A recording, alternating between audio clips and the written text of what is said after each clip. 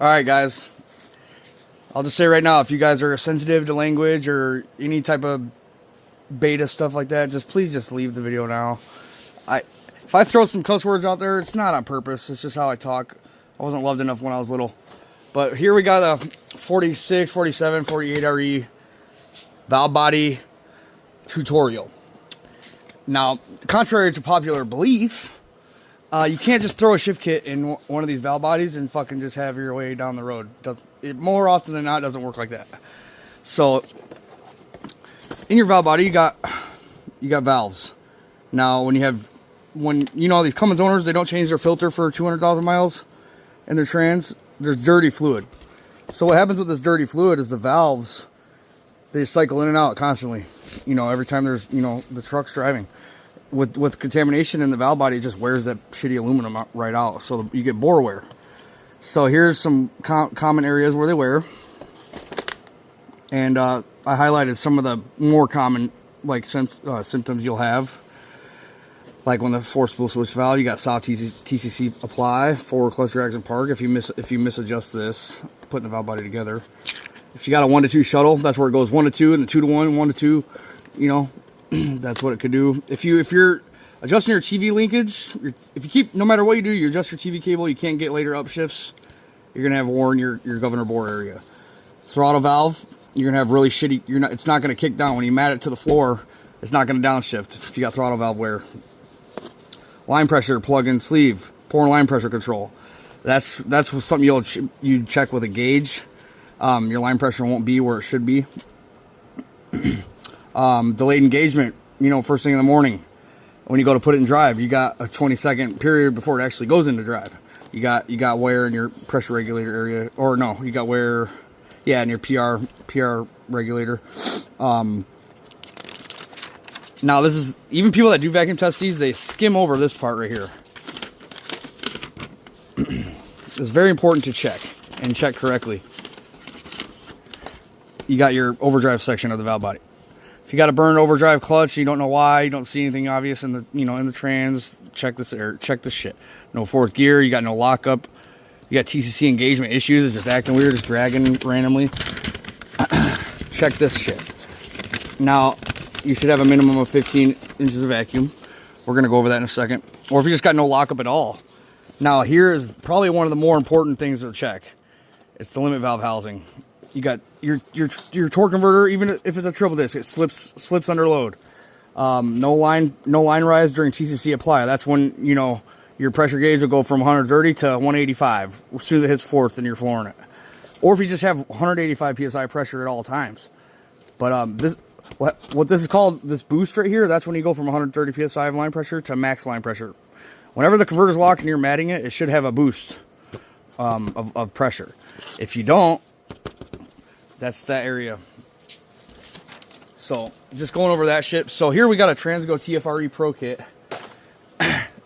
And with the Transgo Pro kit, this is the baddest shift kit you can do right now. I don't care what kit you buy, who makes it. It's the best out right now. But I like to add these Sonics parts right here into the kit. So you got your Sonics 4-spool switch valve. You have your Sonics lube regulated pressure regulator valve, line pressure plug and sleeve kit, adds an O-ring to the line pressure plug, which fixes it, and then you have your billet governor bore plugs. And here's the part numbers. And then this one I took out of the package, but this is your an upgraded TV valve. They make 3 different versions of these valves. All these valves, they make for these ones, these are the standard size, but you can oversize them if you have the tooling. I have the tooling if I need it, and I have oversized valves in stock if I need it. Say you got a worn out valve body, you're like, what do you do next? You got to oversize it or get a new core. We're gonna go over in this shift kit. You're gonna have your 1 to 2 and 2 to 3 shift valves. These are the sizes you're gonna want to run. On the 1 to 2, don't go bigger than 90 thousandths. For a HP work truck, 70 thou. I like to just set the 1 to 2 at 90, set the 2 to 3s at 140, and be done. Now here's a little brief of what the shift kit does. Adds 70% of holding power in fourth gear. But mainly what this kit does, sorry the lighting's kind of fucked up, you get a quicker line rise. The pressure curve comes on a lot sooner to you know, to better suit that Cummins torque. It's just, this is a really comprehensive kit. It comes with a lot of repair valves. So let's get to how you actually check your valve body. So I showed you already on the paper, you know, the common areas, so you can refer back to that. But you should have a minimum of 15 inches of vacuum on any given area we're checking. You don't want to see lower than 15. Ideally 20 to 25. 25 being max.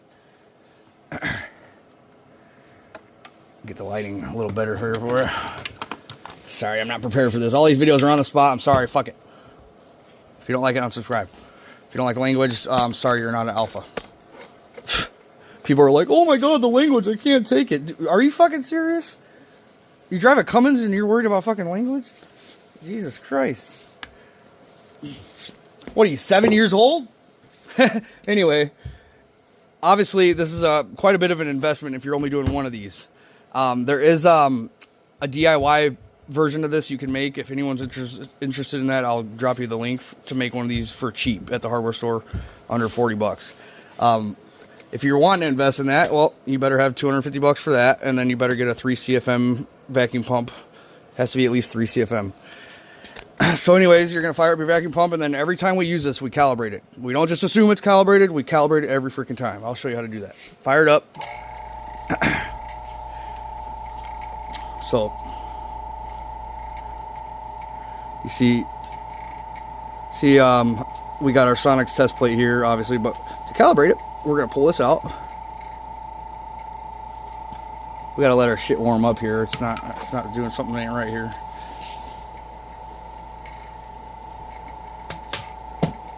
Something's not right here, guys.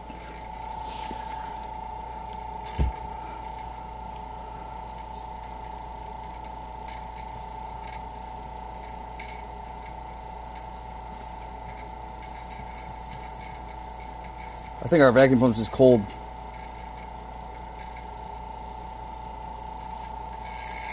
Oh, there we go. All right, so when we're calibrating it, you're going to go in the calibrate hole, and then there's a little bleed hole on the side of this. It's a 30 thousandths hole.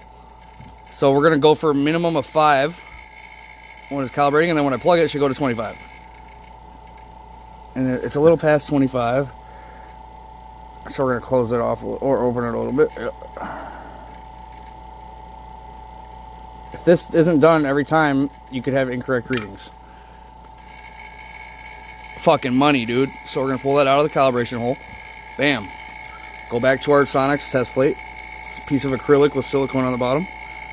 And now we're going to begin testing the common areas that I see. So we're going to go over here to this core right here.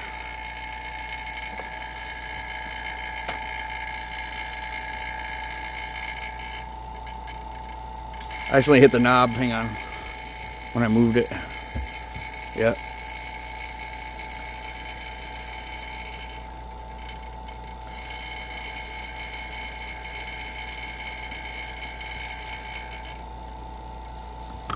These fucking adjustments are super sensitive. That's why I say always check it, because fucking every time it'll be different. I just moved a little bit and I could already tell it bumped it. So, all right, we're just checking it again. All right, so I'm gonna start right here on our line pressure plug and sleeve. Definitely a pass. Go to the next. Barely a pass. I guess she's a pass. Yeah. I don't know what happened there. Then this third one right here. That's not an actual hole. Okay, so now we're starting to see worn pressure regulator valve bore. Really worn. No matter what I do, that's really worn. Still, that's below fucking spec, so you're gonna have definitely drivability issues.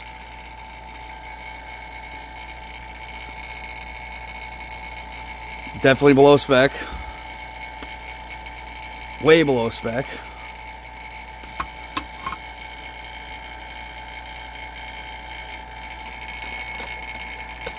I'm gonna zoom in for you guys real quick on where I'm checking.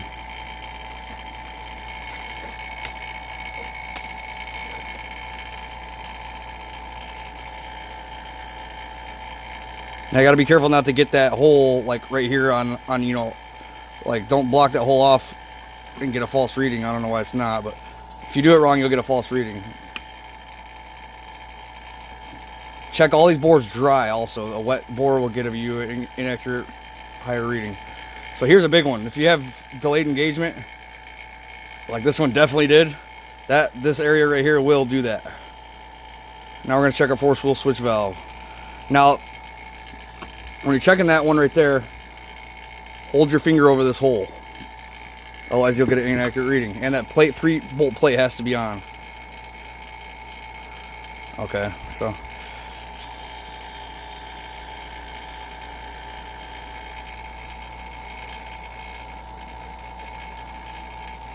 that pass.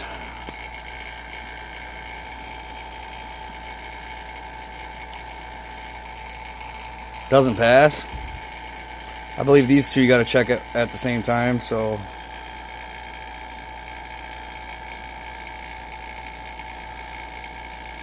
definitely not a pass. Holy shit. That area passes. We do have some concerns with this core here. It's definitely going to need an oversized pressure regulator, or I'll show you a trick. These you buy from Superior. These are valve body honing brushes. Now with these brushes, they're not just regular brushes you can buy at the store. They lightly hone the valve body bores. Now sometimes if you're getting inaccurate readings because the bores are scored up, and you dip these in trans fluid and you lightly hone the bore out just slightly. You don't want to go crazy with this shit because you'll fuck the core up bad. But these are a really nice thing to have. Usually you can, if you're getting a 10 on there, you can get it up to 15, no problem when you're using those, but I'm not going to do that at the moment. Now here I'm going to show you just how common it is for these to be worn out. These are 3 different cores. I just want to show you how common it is that you're going to have a shitty valve body. If you're just trying to put a shift kit in here in your truck, you better plan to check this shit. Like these are just 3 random cores I pulled out of a pile. 3 different, like you got a 96 and a 99, and then you got a 05. All have about 150,000 miles on them. No more than 200,000. Hang on, I'm gonna. My fucking silicone's coming off. Hold on. My rubber's coming off, guys. I might have to go raw. Oh, that's how I ended up with my kid. Don't listen to my advice.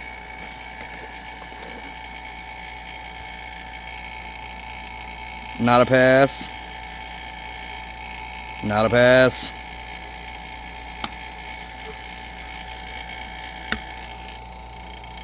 Well, that's got a good line pressure plug and sleeve in it.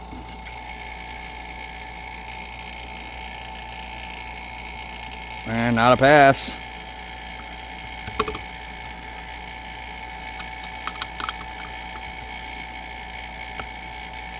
I can't even get a reading at all on this one. Oh, yep, yep. Barely. Not a pass, though. I won't even call that a pass. What pass is there? Nope. Definitely had delayed engagement. Fucking barely even anything. Yeah, this piece of shit right here. There's other areas you can check. I'm just showing you guys the gist of it. Now let's go to our other random core. Just so I can just give you guys just 9 times out of 10 your valve body is gonna need some fucking attention, okay? So don't just be putting shift kits in these. That's the point I'm trying to get across. And a lot of shops do this. And you know, if as a rebuilder myself, if you're not gonna do shit right, please don't even offer the service, man. Like if you're not doing shit the best you can do it, find something else to do. Like these trucks 9 times out of 10 are like people's work trucks, or it's their hobby, it's their baby. Stop fucking around with people's hobby or, you know, how they get to work. Like I get guys that just waste thousands of dollars at these shitty shops that are just they're just in a business that they don't know nothing about or don't give a fuck. You know, and then the customer has to come to me, spend twice the money, and then they're all sketched out watching me like I'm going to do the same shit. You know, it's plaguing the diesel industry right now. It's just the half-ass work is astonishing. That's a pass. Nope.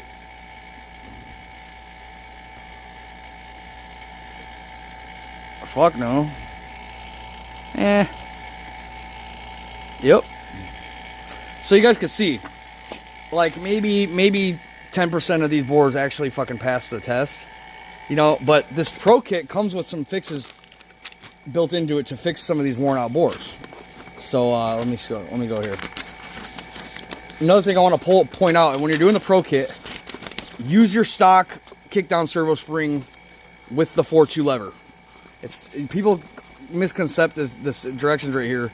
It says if using aftermarket oversized front servo with the ply lever greater than a 4.2, discard the original spring. That means if you're running a 5.0 lever with the Red Sonics kickdown servo, yeah, then you run the white spring. People just use the stock spring that comes out of this. Same with the reverse if you're not going for a harder 1 to 2 shift. If you're going for a harder, quicker 1 to 2 shift, you have to install this spacer, which unfortunately requires the removal of the overdrive housing, so it's kind of a pain in the ass to do in the truck. So, what was I going to show you here? Also, very important, when you're putting the valve body back together, you have to adjust this manual valve, and you have to at least confirm it. And it has to be in the park position. It has to be just flush with this wall right here, within 30 thou. What we got here? Okay, so you can see the new line pressure plug and sleeve. They give you a new boost valve that has elongated lands. I use the Transgo part of this with the Sonics part of this with the O-ring, which is right here. The Sonics one has an O-ring, or you can just use the Sonics one. Now, if you're having shuttle shifting, this gold spacer right here, install it. This 4-spool switch valve, how they tell you to grind it, do not do that. That allows for way too much pressure in the converter and park. I don't know why they still tell you to do it. So here's another repair valve they include with the Pro Kit. Elongated lands. You can see the factory one doesn't look like that. It's got shorter lands.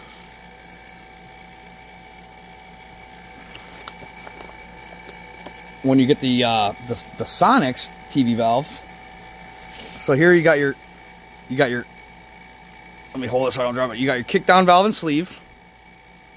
The Sonics kit comes with these 3 little shims right here. Each shim you put on here gives you 7 psi more TV pressure, which equates to about 5 miles an hour more at full throttle that it's going to upshift. So it's going to upshift later. They give you a couple different springs, and then the Sonics valve right here. This is the Sonics one they give you.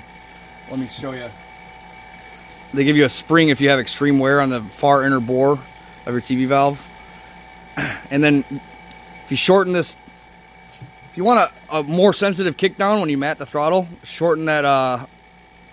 This is your TV valve. Shorten that down to what is that? 180 thou. Shorten that down. You'll have a more sensitive kickdown than it already is. Now, like I said, you gotta mix match a couple of these parts, but trust me, been doing this for years. It works great. Anyone that says it doesn't is fucking retarded. Now, what I was going to show you, if you're running a GM overdrive or a governor pressure solenoid, get rid of it. It doesn't work with this kit. Do not use it. Just use a Rostra 15-1606, and then your typical oversized Borg Warner solenoid right there. Don't use the GM shit. Don't buy the BD shit.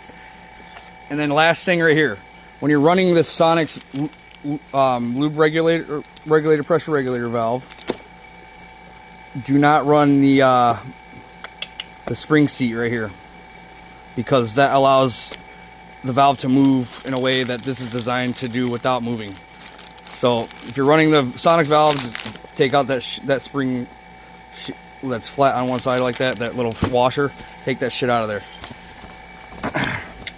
And then obviously the forcible switch valve, etc., etc., etc. These all come with their own directions. Follow the directions.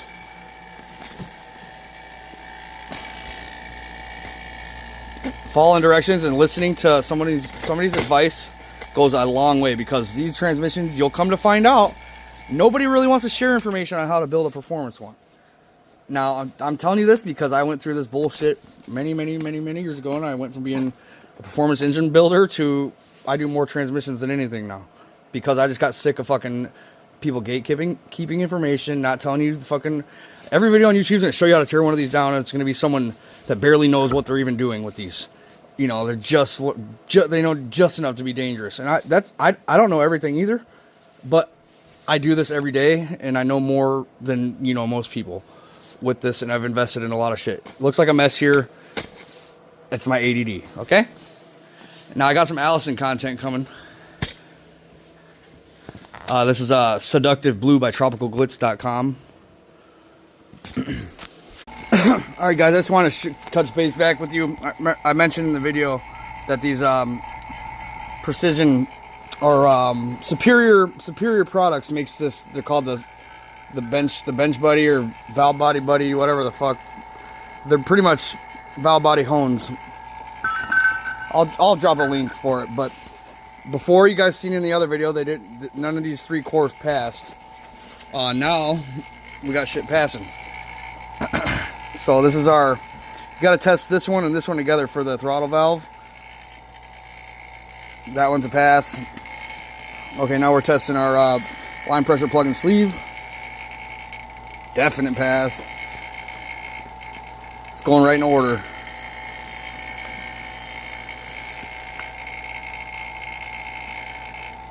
Pass.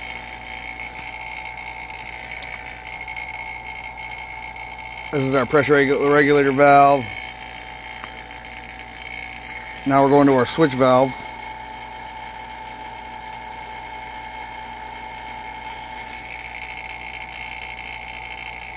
Before, remember, it was like a 10.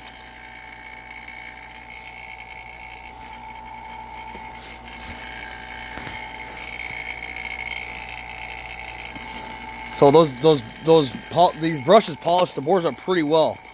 And I don't have any of the Sonics parts put in yet. This is just a checkup on, see how the stock stuff works.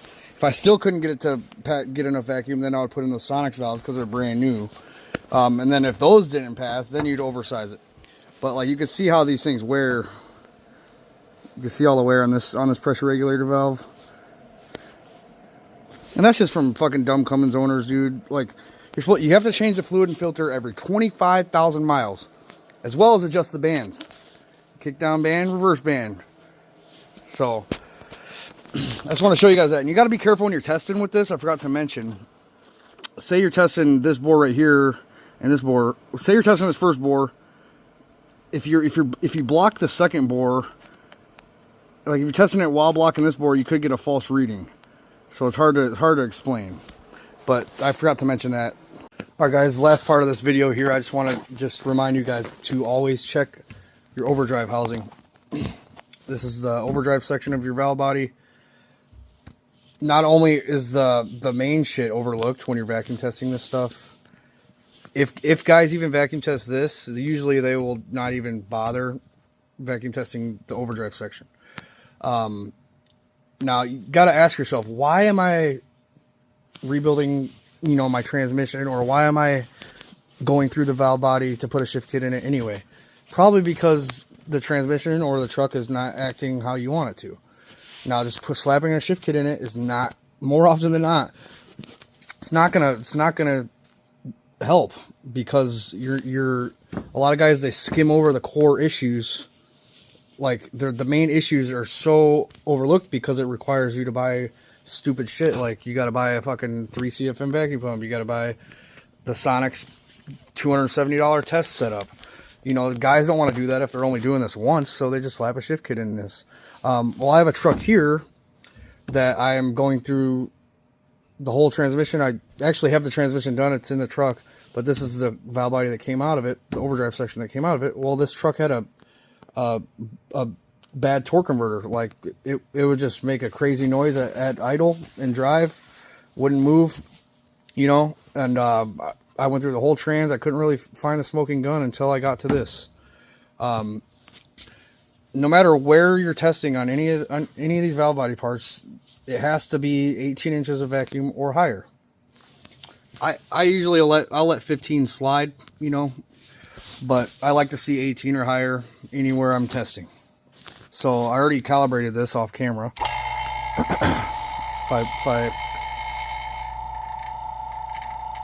So now this area right here is very important to check.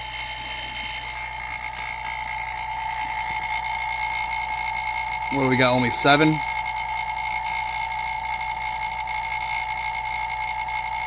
Less than 7. No matter how I hold it down, not good. Now we'll check this area right here.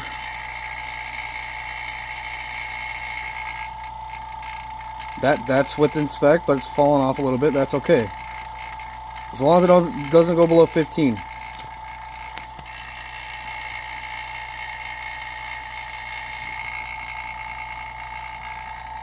Now I'd consider that the bare minimum you want to see, but I would still take this thing apart and hit it with the valve body brushes, the honing brushes.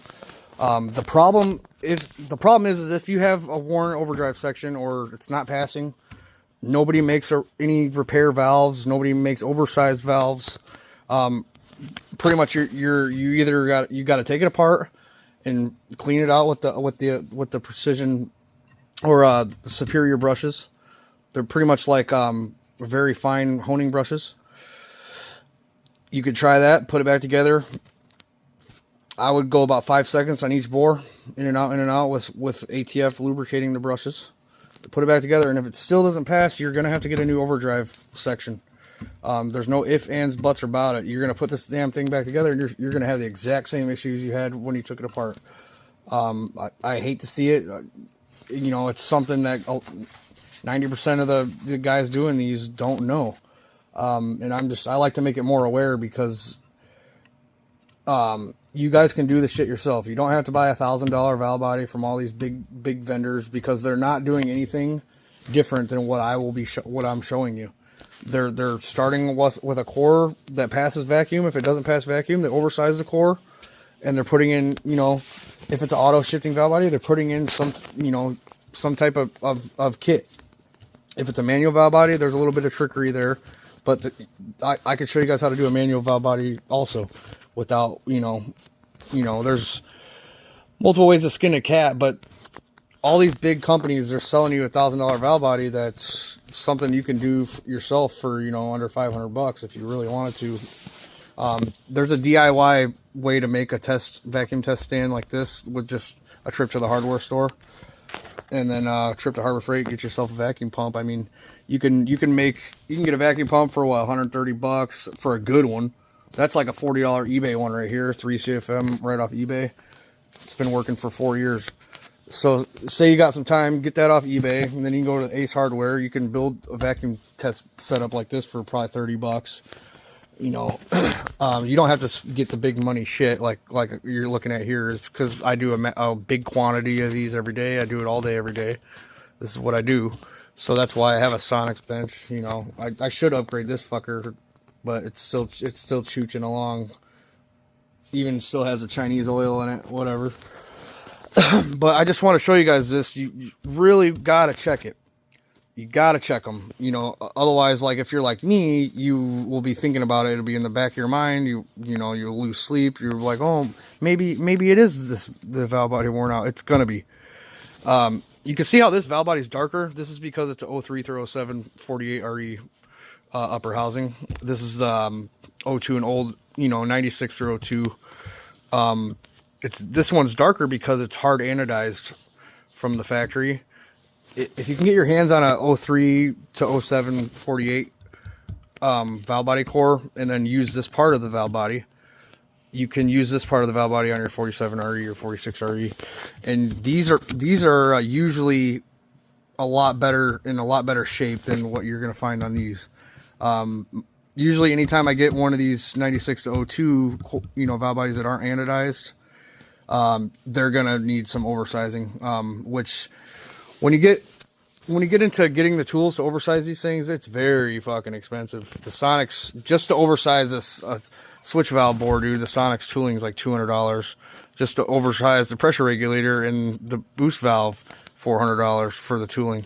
You know, you gotta, it's really expensive, so I don't recommend even getting that stuff unless you're gonna be doing a lot more than one of these.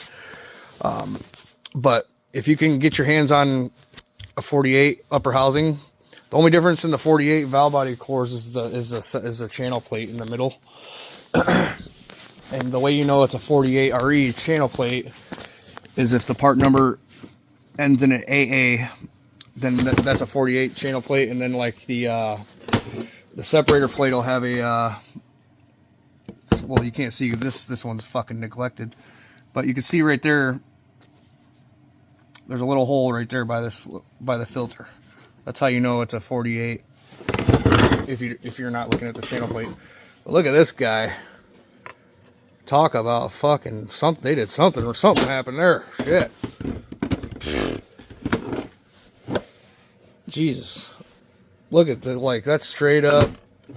Someone was in that, dude. That's not a typical failure. Usually when you take these apart, they look like this is freshly taken apart. Not too bad, not too, you know, whatever. Should not look like that. But anyway, guys, I just wanted to just conclude with this and show you guys that you have to check this stuff, because you're gonna find your smoking gun somewhere. And when you're doing this kind of stuff with these transmissions, you don't want to leave any boxes unchecked. Otherwise, you know, you might as well not even do it. You know, so I just want to show you guys that this stuff is important. Nobody else on YouTube is showing you this. It's because a lot of these YouTube people that are doing these are scared to get into these valve bodies. They're, you know, they like to just stack a transmission up, you know, and call themselves a transmission builder. Well, that's the easiest part, is fucking assembling the rest of the trans. This is what you got to put your time into. You know, put most of your time into the valve body stuff, because it's the most important. So if you guys got any questions, let me know. Please like and subscribe. About 1% of my viewers are even subscribed, so it would really help me out if you guys just subscribe, because then I could start putting more time into this, you know, into these videos, and I could start making a little bit of money, at least. Shit. Well, thanks, guys.